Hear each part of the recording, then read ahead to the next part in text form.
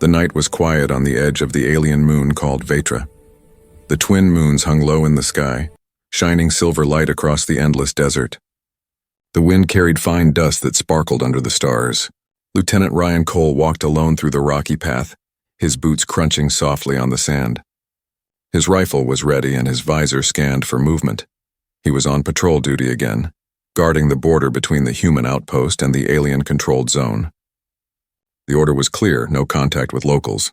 The Vetrans didn't trust humans, and humans didn't trust them either. But peace talks were fragile, and one wrong move could start a war. Ryan knew that. He repeated the same route every night, just another lonely soldier doing his job far away from home. Still, something felt different tonight. The air was heavy, like before a storm. His comlink crackled with static, but no voice came through. He tried to contact the base. "Command, this is Patrol Delta 5. Reading me?" No answer. Just silence and the low hum of wind through the canyons. He adjusted his scanner again, but suddenly, a flash of movement ahead. A shadow darted between the rocks. His pulse quickened. He aimed his weapon and called out, "Identify yourself." No reply. Only the sound of running steps and a soft cry that didn't sound human.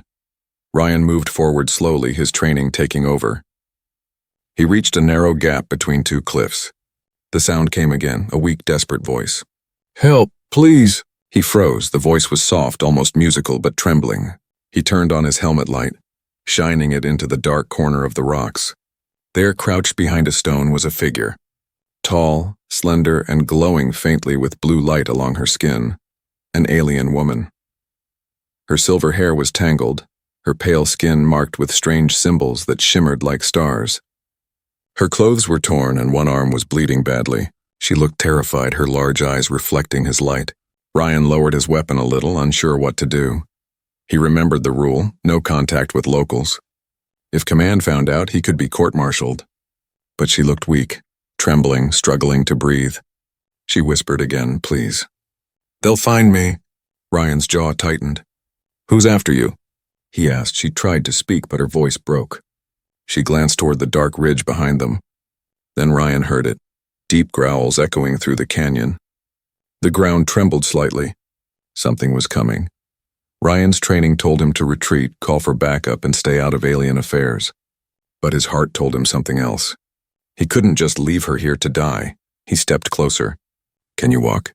She shook her head weakly. Her eyes were wide, glowing brighter now with fear. "They'll kill me, please." The growls grew louder. Ryan looked back. He could see shadows moving fast between the rocks, shapes like beasts but larger, heavier, alien trackers maybe. He cursed under his breath. "Damn it!" He slung his rifle behind his shoulder, bent down and lifted her into his arms. She gasped in surprise but didn't resist. Her body was cold and light, her heartbeat faint against his armor. "Hang on," he said quietly. Then he started to run. The creatures roared from behind, chasing through the narrow canyon. Plasma lights flashed across the walls as energy shots hit the ground near his feet. Ryan ducked and sprinted, jumping over broken rocks, holding the alien close. Her hand gripped his armor tightly. After several minutes of running, he spotted a small cave ahead, a possible shelter. He dived inside, breathing hard. The alien woman was shaking, whispering words in her own language. Ryan laid her down gently and aimed his weapon at the entrance, ready for another attack. But the sounds outside faded away. The beast didn't follow inside. For a moment there was only silence again, broken by her soft breathing. Ryan turned back to her. "You're safe. For now," he said quietly. She looked at him with weak eyes. "Human, why help me?" He didn't know what to say. He just looked at her. Her strange beauty, her fear, her glowing skin in the dim light. Something about her made him forget the rules, the orders, and even the war. "Because it's the right thing to do," he finally said. She smiled faintly, the glow on her face softening. Then she whispered words that sent a chill through him. "You don't understand. If they find us together, they'll kill you too." Ryan stared at her, stunned. "Then we better make sure they don't." Outside, thunder rumbled across the alien sky and the wind howled like distant voices. He knew his life had just changed forever. What began as a normal patrol had turned into something forbidden, dangerous, and maybe the start of something that could rewrite the fate of two worlds. The cave was dark and quiet except for the soft sound of dripping water. Ryan placed the alien woman gently on the ground and checked her wound again. The glowing blue blood from her arm looked strange to him, almost like liquid light. He tore a piece of his own sleeve and wrapped it carefully around her arm to stop the bleeding. Her breathing was uneven. When she opened her eyes, the dim light from his helmet reflected in them like twin stars. "You saved me," she whispered weakly. Ryan looked away. "Don't talk. You need rest," but she smiled faintly. "Humans, they always say that," he frowned. "You've met humans before?" She nodded slowly. "Soldiers, traitors, some cruel. But you," she paused, watching him, "you didn't hesitate." Ryan didn't reply. He didn't want to think about why he had helped her. It wasn't duty. It wasn't logic. It was something deeper, something that made no sense out here on a hostile moon. Outside, thunder rolled again, shaking the ground. He turned off his helmet light and peered through the crack in the cave wall. The night was alive with faint glowing creatures crawling across the rocks. Far in the distance, he could see faint lights moving. Maybe search patrols. They were looking for her. Ryan cursed silently. "We can't stay here long," he muttered. The alien woman tried to sit up but winced in pain. "I can move," she insisted. "They won't stop hunting me." Ryan turned back to her. "Who are they?" She hesitated, her face tightening. "Soldiers of the Vatran High Council. I ran away." Ryan raised an eyebrow. "You're a deserter?" She shook her head slowly. "Not a deserter. A traitor." Her words hung heavy in the air. He stared at her for a long moment. "That's not helping your case," he said quietly. She smiled sadly. "I didn't expect you to believe me. No one does?" Ryan sighed and sat against the cave wall beside her. "Then start talking. If I'm risking my career for you, I should at least know who you are." She looked at him, her glowing eyes soft but proud. "My name is Lyra. I was part of the Royal Guard. I served the Empress herself." Ryan blinked. "Royal Guard? Then why are they chasing you?" Lyra took a deep breath, her voice low. "Because I saw what they did to our colonies. Villages burned, children taken for experiments. I tried to stop it. They called me a traitor." Ryan's chest tightened. Her words reminded him of old stories from Earth, of people who turned against their rulers for doing what was right. He understood that kind of courage and the pain that came with it. She looked down, her voice trembling. "When I refused to obey the order, they killed my unit. I ran. I've been running for days." Ryan swallowed hard. He finally understood why the trackers were hunting her. "You risked everything." Lyra looked at him again. "And now, I may have brought danger to you." He gave a half smile. "That's already happened." For a long moment they sat in silence, listening to the soft wind outside. The glow from her skin gave the cave a faint blue light, peaceful and strange. Then suddenly she looked at him again with curiosity. "You're different from what I've heard about humans," she said softly. "Oh yeah? What have you heard?" "That you are cold, greedy, and full of pride," she said honestly. "But your eyes, they carry warmth. And sadness," Ryan chuckled quietly. "You talk like a poet," she tilted her head. "I was trained as a fighter, but I always watch the stars. Maybe that makes me a dreamer." He looked at her closely. There was something mesmerizing about her voice, about the way she spoke. He almost forgot they were in danger. But then his wrist alarm beeped, movement detected nearby. Ryan instantly stood up, weapon ready. "They found us," he said sharply. Lyra tried to rise, but her body trembled. "Go," she said. "They'll spare you if you give me up." Ryan glanced at her and shook his head. "Not happening." He crouched by her side, helping her stand.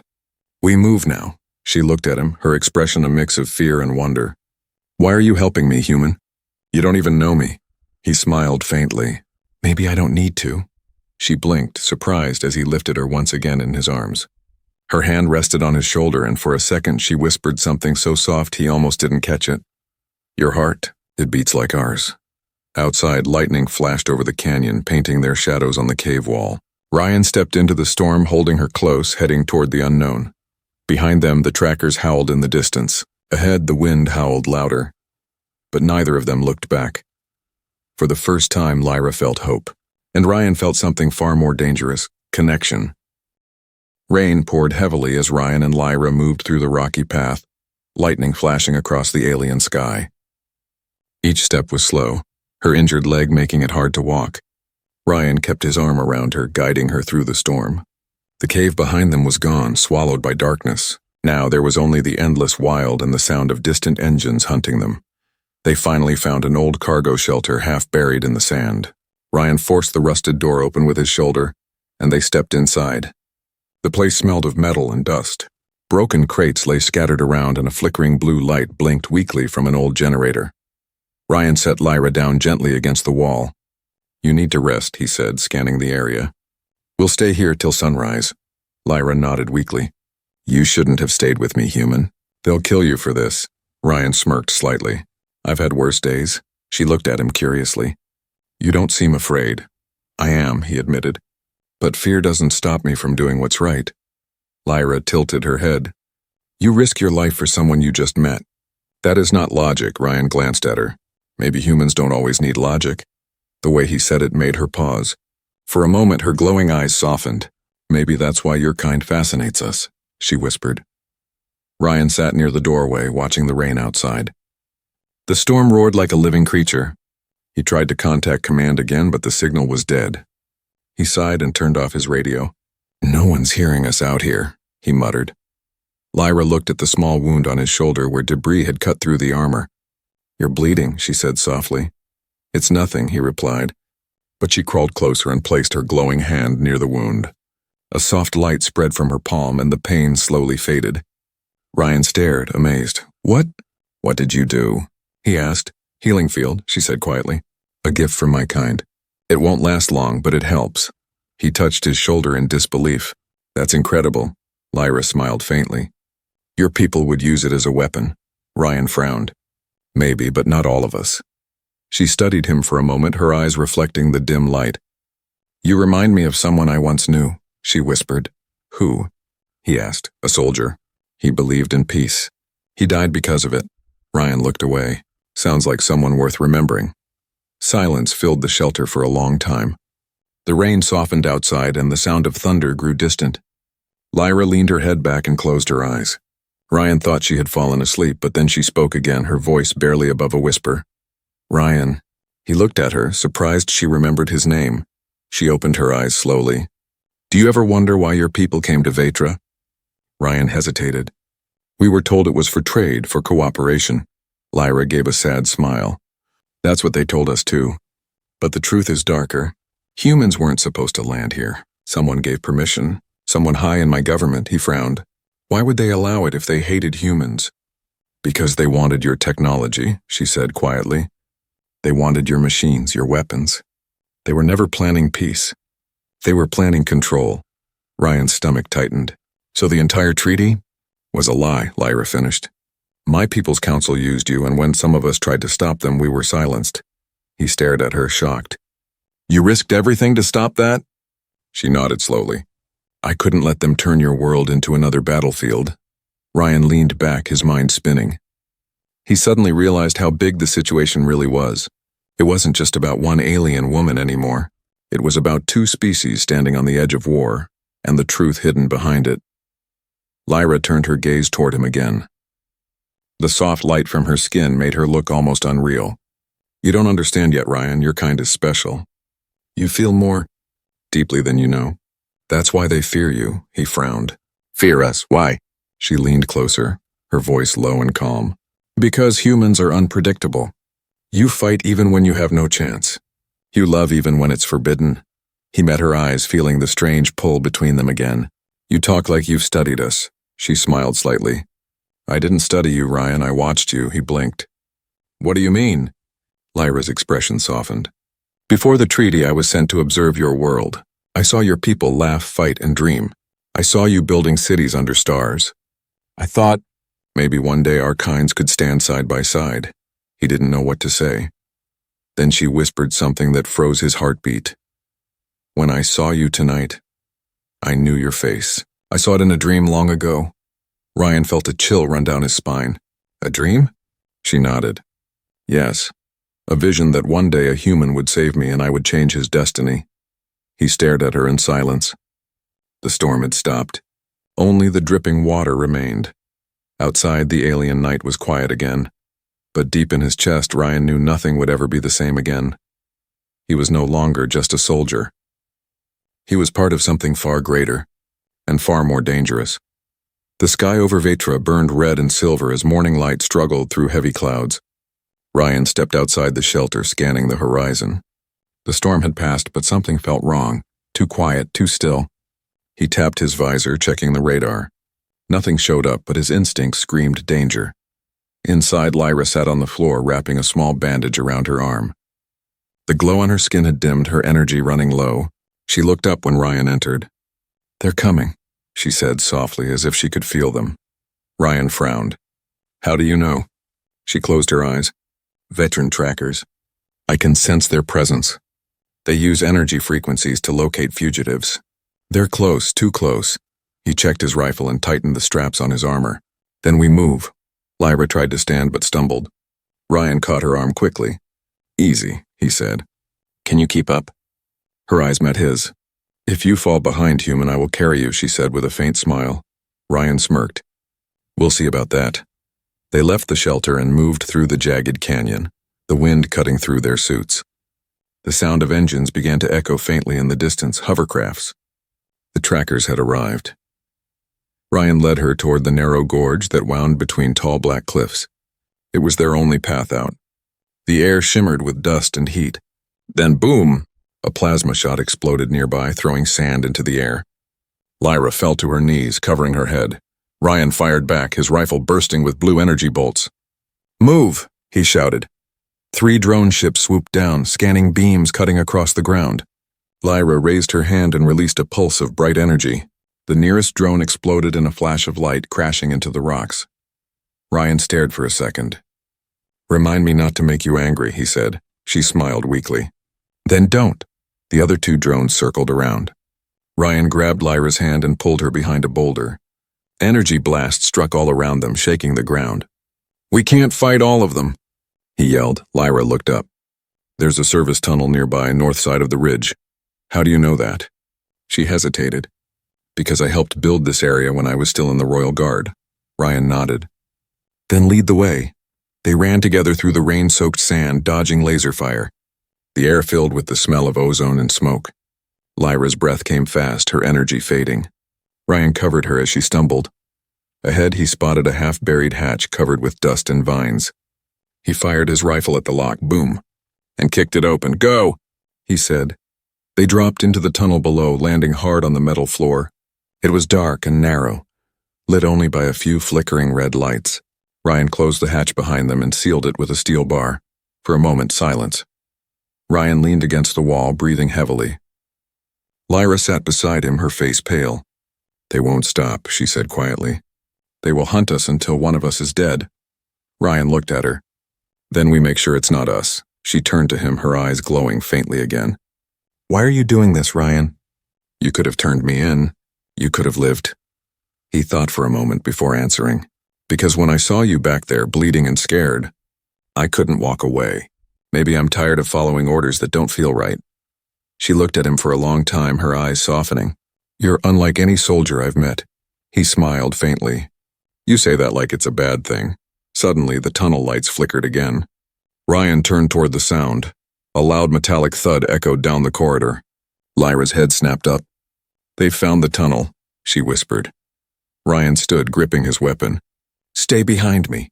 The sound grew louder, footsteps, mechanical and heavy. A bright red beam cut through the dark. Ryan fired, the blast lighting up the corridor. A metal tracker fell, sparking on the ground, but more followed behind it. Lyra raised both hands, her body glowing brighter. "Get down!" she shouted. Ryan ducked as a burst of energy erupted from her palms, flooding the tunnel with blinding blue light. The walls shook and the machines melted under the wave. When it was over, smoke filled the air. Ryan stared at her, speechless. "You just—" She collapsed into his arms before he could finish. Her body was trembling, weak from the power she had used. "I need time," she whispered. He held her gently, brushing the dust from her face. "You're safe now." She looked up at him, her voice faint but clear. "You keep saying that, human. But you don't know what's coming." Ryan frowned. "Then tell me." She closed her eyes. "The High Council knows who you are now. They'll call you a traitor too. Ryan felt a chill. His world, his command, everything he knew was now against him. Outside, the thunder rolled again, shaking the earth. Inside the tunnel, the human soldier and the alien fugitive sat together in silence, both realizing the same truth. There was no going back. The tunnel stretched for miles beneath the ruined surface of Vetra. Faint red lights flickered along the walls, revealing dust, wires, and the marks of time. Ryan carried Lyra on his back, her breathing soft against his neck. The glow from her skin had dimmed to a faint shimmer. She was exhausted after destroying the trackers, and her energy was nearly gone. They finally reached a large chamber, an old control room filled with broken screens and rusted panels. Ryan laid her down gently on a metal bench. He found an old power terminal and managed to spark it back to life. A dull blue light filled the room. Lyra opened her eyes weakly. "You never stop helping me," she whispered. Ryan smiled faintly. "Guess it's a bad habit." She gave a quiet laugh. "You risk everything, human. Don't you understand what they'll do to you?" Ryan sat down beside her. "Maybe I do, but I can't turn back now. Not after what I've seen." She studied his face. "Your people. They follow rules, orders, but you—" She paused, her eyes softening. "You follow your heart." He looked away, not sure how to answer. "Heart doesn't always keep you alive." She tilted her head slightly. "But it makes life worth living." Her words hung in the air. The hum of the old machinery was the only sound between them. Ryan's thoughts drifted to the life he had before.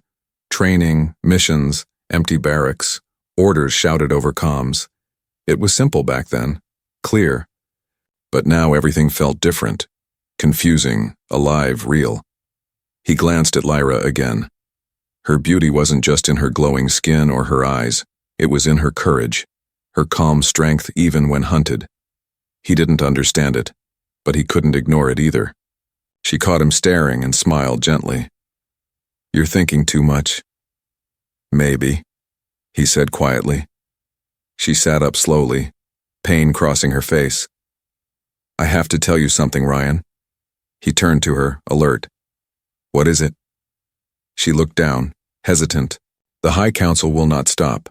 They want me alive because I hold something important, something they lost." "What is it?" he asked. She reached into the pouch on her belt and pulled out a small metallic cube, glowing faintly with golden light. "This," she said softly, "is a memory core. It holds the truth, their crimes, their secret plans, every experiment they did on human prisoners." Ryan's eyes widened. "There were human prisoners?" "Yes," she whispered. "They captured your kind years ago, before the treaty. They tested human resistance to pain, emotion, and memory. They wanted to understand what makes you different." He felt anger boil inside him. "And you took that cube to expose them?" She nodded. "I couldn't let it continue." Ryan clenched his fists. "Then we'll get it out. We'll take it to command. Let the whole galaxy see it." Lyra looked away. "Your command won't listen. They already know part of it." They looked away to keep the peace. Ryan froze. "You mean my own people knew?" She nodded slowly. "Both sides are guilty. That's why they want me dead. That's why they'll call you a traitor." Ryan's chest tightened. He wanted to deny it, but deep inside, he knew it could be true. The silence between them grew heavier. Lyra reached out, placing her hand gently on his arm. Her touch was warm and steady. "You don't have to carry this alone." He looked at her hand, then into her eyes. "I'm not sure what to believe anymore." She smiled softly. "Then believe me." Their eyes met. For a long moment, the world outside seemed to disappear. The war, the orders, the noise. Only the quiet hum of the old room and the closeness between them remained. She moved closer, her voice soft as the faint light wrapped around them. "Your heart is loud, human. I can feel it." Ryan swallowed hard, his pulse racing. That's not regulation. She laughed quietly. Neither is this. Her hand rested on his chest, feeling his heartbeat. Do you know why I said we'd make beautiful children? She whispered. Ryan blinked. You were teasing. She shook her head. No, I saw it. A vision. Humans and veterans living together, building something new. A child of both worlds. He stared at her, speechless. Then the radio on his wrist crackled. Lieutenant Cole, respond. You're off your patrol route. Report your position immediately. Ryan froze. Lyra's eyes widened. Don't answer, she whispered. It's a trap. They'll trace the signal. He hesitated, torn between duty and the woman before him. He had been a soldier all his life, trained to follow orders without question. But now, one choice could change everything. He turned off the radio slowly. Lyra watched him, her expression soft. You just crossed the line. Ryan nodded quietly. Maybe that's where I was meant to be. She smiled faintly. Then we walk it together. Outside, thunder rolled again and the lights flickered. Deep underground, in a forgotten place, a human soldier and an alien fugitive sat side by side, two enemies who no longer saw each other that way. And as the storm raged above, Ryan finally understood what she meant by beautiful children. It wasn't just about them. It was about hope. Hope that two worlds could love instead of destroy. The first light of dawn crept through cracks in the tunnel ceiling, painting the walls with a faint golden glow. Ryan hadn't slept. He sat, near the old console, staring at the flickering hologram map while Lyra rested on the bench behind him. Her breathing was calm now, her glow soft and steady again. He couldn't stop thinking about the radio message. His unit was searching for him. They knew his location was off. If they found him here, with Lyra, they wouldn't ask questions. They would shoot first, then cover it up later. Ryan rubbed his temples. What have I done? He muttered. Lyra stirred and opened her eyes. You're thinking again, she said softly. He turned to her and smiled weakly. Can't help it. Thinking's all I've got left. She sat up, her silvery hair catching the dim light. You're afraid, she said. Not for yourself, but for me. He sighed. You're not wrong. She stood and walked closer, her movements graceful, but tired. Fear is only for those who still have something to lose. Ryan met her gaze. And what about you? What did you lose? Her eyes turned distant. My home, my people, my purpose. But maybe I found something else. He frowned. What? She smiled faintly. You. Before he could answer, a loud static sound filled the air. His wrist radio flickered on by itself. Lieutenant Cole, respond immediately. You are ordered to return to Base Sector 3.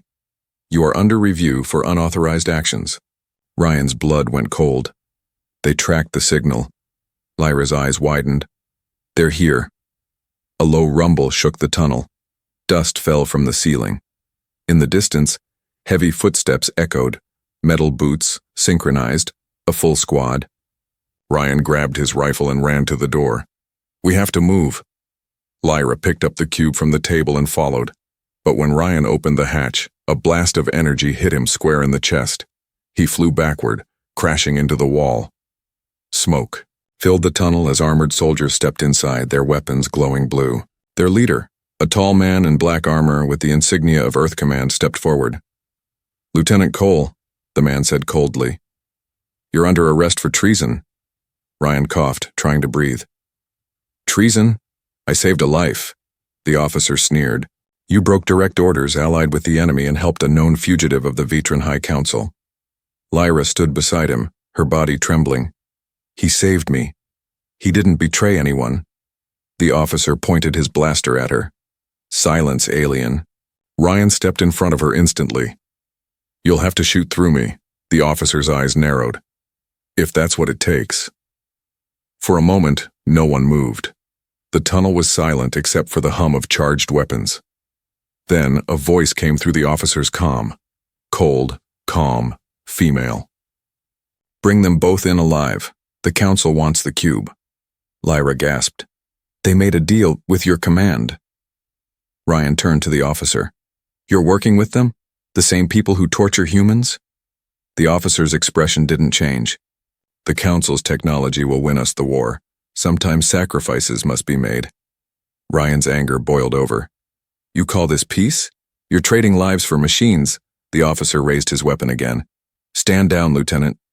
Ryan aimed his rifle in return. Not this time. Before either could fire, Lyra lifted her hand, releasing a shockwave of blue light that threw everyone backward. The tunnel filled with smoke and static. Ryan grabbed her arm. "We have to go." They ran through the chaos, dodging energy blasts.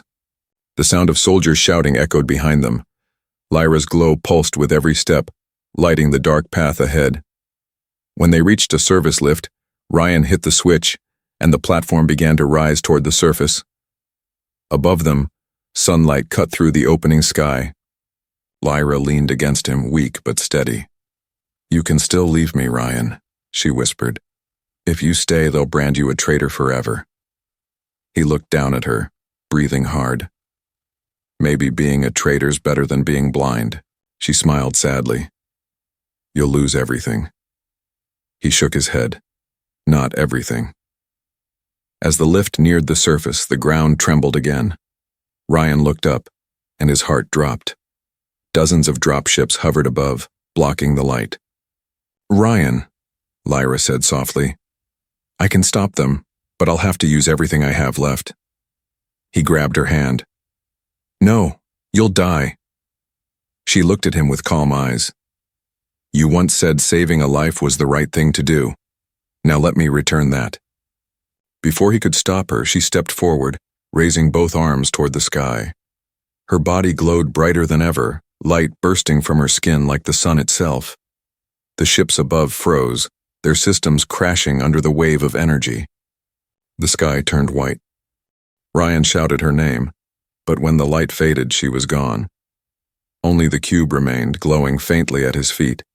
He fell to his knees, clutching it in silence, the echo of her voice still ringing in his mind. Fear is only for those who still have something to lose. And now, he had lost everything. The human base on Vetra was silent that night. The stars above were cold, unmoving, like watchers of a story that had gone wrong. Inside the command compound, Lieutenant Ryan Cole sat alone in a reinforced cell. His hands were chained, his uniform torn, and his eyes, once sharp and steady, now carried a quiet storm.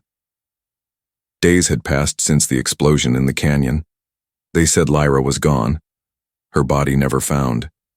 They said she died resisting capture, and that Ryan had betrayed humanity for an alien. The rumors spread fast. No one wanted to hear the truth. But Ryan knew what he saw. The light, the pulse, the silence that followed. He could still hear her last words echoing in his mind. "Let me return that." He held the small cube, the one she left behind. Somehow he had hidden it during his arrest. It glowed softly like a heartbeat. He stared at it every night, waiting, hoping. The door to his cell opened with a hiss. A tall officer stepped in, flanked by 2 guards. It was Commander Steele, the same man who led the capture squad. "Lieutenant Cole," the commander said coldly, "your court-martial is tomorrow. High Command wants a public example." Ryan looked up slowly. "An example of what?" "Of what happens when you forget who you fight for." Ryan smirked weakly. "You mean when I start thinking for myself?" Steele ignored him. "You'll be sent back to Earth after sentencing, assuming you survive." Ryan didn't respond. He only looked down at the cube again. Steele noticed it glowing faintly in his hand. "What is that?" he demanded. Ryan closed his fist. "Just a memory." The commander stepped closer, eyes narrowing. "Hand it over." But before he could take it, the lights in the cell flickered. The floor trembled. A low hum filled the air, a sound like energy building. The guards exchanged nervous looks. "Sir, the power grid." Then the entire base went dark. Through the silence came a faint rising sound, a pulse, deep and steady. The cube in Ryan's hand flared bright gold, blinding them all for a second. When the light faded, the cell door slid open by itself. Commander Steele raised his weapon. "What is this?" Ryan slowly stood, staring at the doorway. "It's her." A voice echoed down the hall, calm, strong, familiar. "Stand down, human soldiers." The air shimmered as figures appeared, Vetran rebels in dark armor carrying weapons of light, and in front of them stood Lyra, alive. Her skin glowed brighter than ever, her silver hair floating slightly as if touched by energy itself. The wound on her arm was gone, replaced by faint marks of light. Her eyes found Ryan's instantly. He took a breath that felt like life itself. "Lyra," Commander Steele shouted. "Fire." But before any shot could land, Lyra raised her hand, and a wall of blue light rippled through the room, disarming every soldier in a flash. Their weapons fell to the floor with soft metallic thuds. Steele stumbled backward. "Impossible, she's dead." Lyra stepped closer, her voice steady. "You can't kill what the stars protect." Ryan smiled faintly. "I thought you were gone." She turned to him, her expression softening. "Part of me was. But your world needed the truth. And you needed me to bring it back." She reached out her hand, and the cube in Ryan's palm began to float, glowing brighter. "The data you protected," she said, "it's spreading now. Across every network, every world. They'll all see what the High Council in your command tried to hide." Steele's face went pale. "You fool. You'll start a war." Lyra looked at him calmly. "No. I'll end one." Outside, alarms blared. The base's holographic screens flickered to life, showing images and recordings, evidence of torture, secret deals, and experiments. Soldiers froze as they saw the truth. Ryan turned to Lyra. "You did it?" She nodded. "We did." He stepped closer. "I thought you died saving me." Her voice softened. "I was changed, not gone. My body became part of the energy that binds this world. But I came back. For you." He reached out slowly, and their hands met.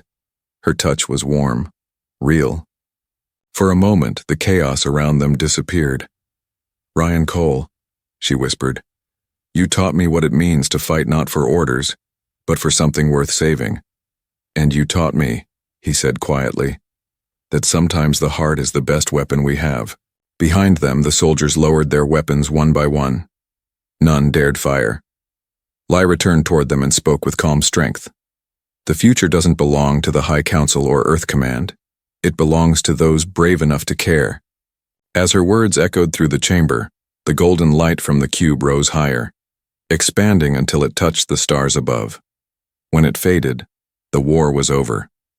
The truth had spread to every colony. The humans and Vetrans, once enemies, were forced to face what they had done. And somewhere in the middle of it all, a human soldier and an alien woman stood side by side, no longer divided by race or duty, but joined by something stronger. Lyra looked at Ryan and smiled softly. "Do you see it now?" He nodded. "Yeah. Beautiful children." She laughed quietly. Of both worlds. As dawn broke over Vetra, the light touched their faces, warm and pure. For the first time, Ryan felt peace, not the kind written in treaties, but the kind born from truth, courage, and love. The stars shone brighter that morning, and somewhere among them, humanity had finally learned what it truly meant to be human.